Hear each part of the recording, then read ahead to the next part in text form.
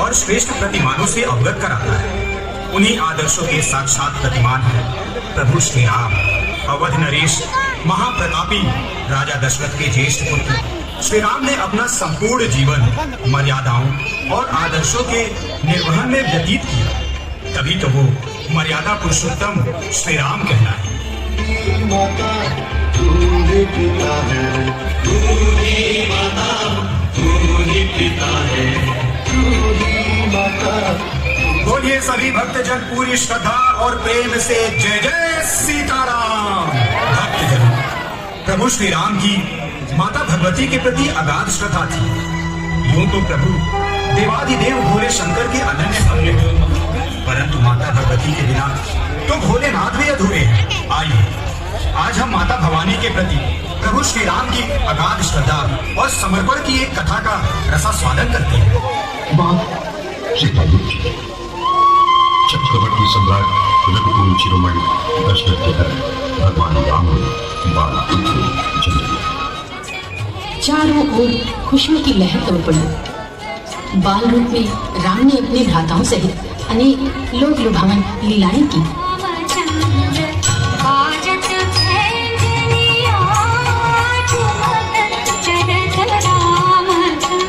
परंतु राम का दुर्भाग्य देखिए, जिस दिवस उन्हें अयोध्या के राज सिंहासन पर आसीन होना था, उससे मात्र एक दिन पूर्व उन्हें गृह त्याग करना पड़ा। शीघ्र ही माता कैकेयी के हठ के कारण श्री राम को पत्नी सीता और भ्राता लक्ष्मण सहित 14 वर्षों के लिए वनवास सहित रवाना होना पड़ा। वनवास में 14वां वर्ष और भी कष्टकारक सिद्ध। अपनी बहन सुपर्णखा के अपमान से आहत लंका नरेश रावण ने माता सीता का धोखे से अपहरण कर लिया।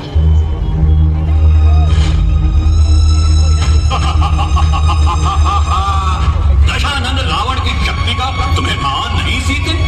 अब मैं तुम्हें अपनी पटरानी बनाऊंगा।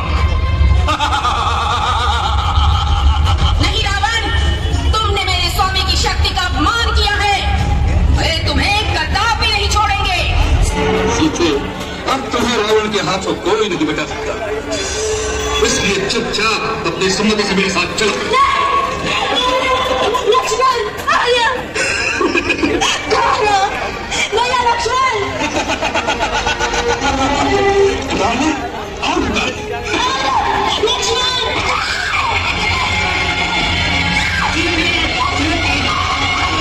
राम और लक्ष्मण सीता की खोज में दर दर भटकने लगे। वही नाम की भेंट हुई रुद्रावतार पवन पुत्र हनुमान से। राम ने हनुमान को सीता की खोज हेतु दक्षिण की ओर रवाना किया।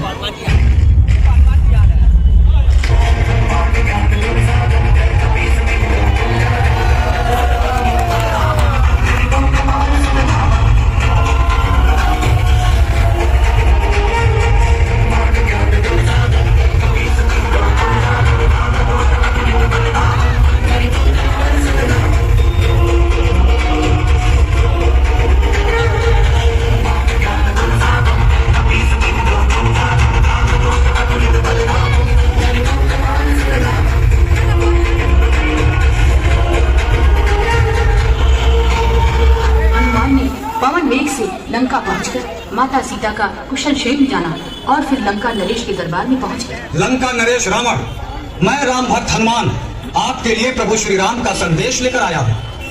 आप माता सीता को सादर श्री राम को लौटा दें। मेरे प्रभु अत्यंत दयालु और क्षमाशील हैं, वे आपको अवश्य क्षमा कर देंगे। मूर्ख वानर, उन वनवासियों का दूत, वह वन की खाक छानने वाला राम, इस त्रिकालदर्शी स्वर्ग पृथ्वी और पाताल का स्वामी रावण को क्षमा दे दे। तो जाकर उन वनवासियों से कह दे, मैं सीता को वापस नहीं करूंगा। लंकेश, ऐसा विवेकहीन हट तुम्हारे सर्वनाश का कारण बनेगा। माता सीता का अपमान मेरे प्रभु सहन नहीं कर सकेंगे, इसीलिए अभी भी समय है। भगवान श्री राम से समझौता कर अपना और अपने कुल को विनाश से बचा लो। विनाश? लंकापति रावण का विनाश? अरे मूर्ख वानर, विनाश तो अब तेरा होगा। सैनिकों, वानर को अपनी पूंछ से अत्यंत प्यार हो उसमें आग लगा दो।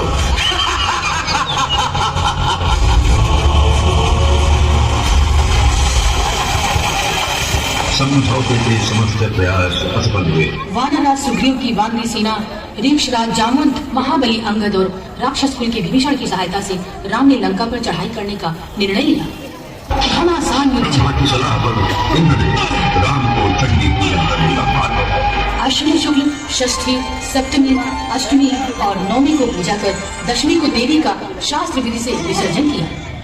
विभीषण ने भी बताया कि उनके चरणों में 108 नीलोत्पलों का समर्पण किया जाए। यदि फिर भी प्रकट न हो, राम के बैलों में आंसू आ गए। हनुमान के लाए 108 नीले कमल राम ने मां के चरणों में समर्पित कर दिए। परंतु ये क्या, वहां तो 107 ही कमल थे। देविदा में भी एक भी कमल शेष न थे। ये कैसी परीक्षा माते? अब कहां से लाऊं एक और कमल? तुम्हें मार्ग दिखाओ मां। कोई बात नहीं, मुझे भी तो लोग नील पद्माक्ष ही कहते हैं, तो मैं अपना एक नयन ही मां जगदम्बे के चरणों में समर्पित कर दूंगा। मां, मेरी भेंट स्वीकार करो मां।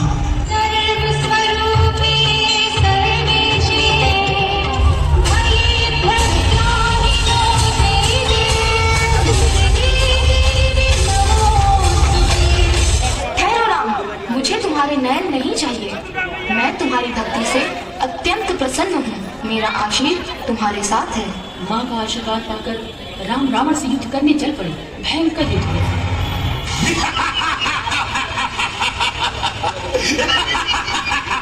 राम तू लौट जा। मुझसे युद्ध में तू कभी विजय नहीं होगा।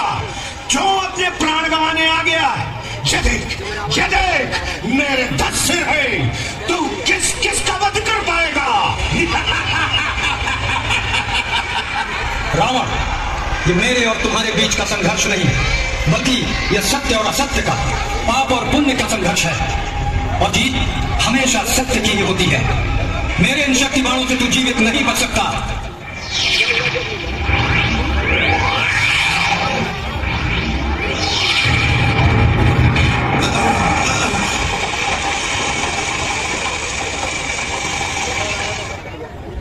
राम,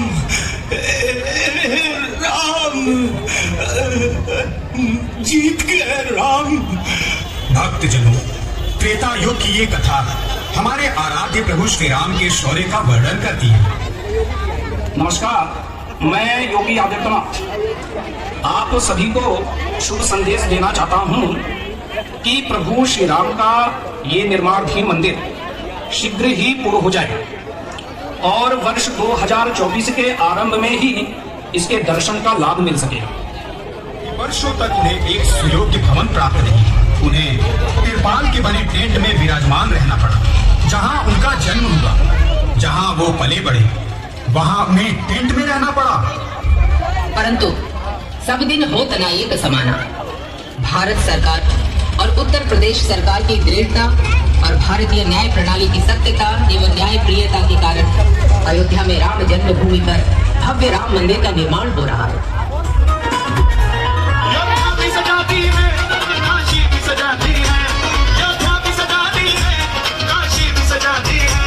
मेरे शाम कृपा कर